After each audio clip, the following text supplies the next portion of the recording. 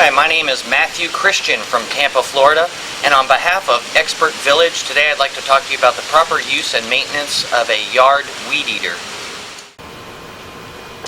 Okay, let's go ahead and start up our gas-powered yard tool here. But before I do so, remember, safety first. I'm going to put on my safety glasses, put on a pair of gloves, put on my earplugs, and before we actually get started, I'll put on my particle mask. But as we talked about just a moment ago, we set the kill switch to the on position.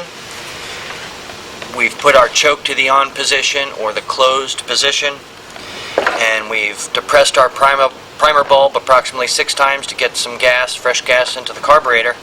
Now let's go ahead and give it a pull, see if we can't get it to start. I do want to point out too, when you're trying to start your 2-cycle engine, do not depress the throttle control or the speed control.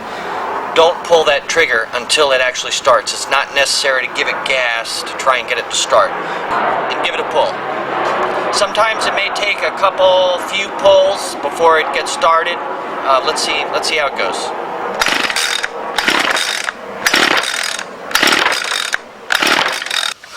Two-cycle engines sometimes are a bear.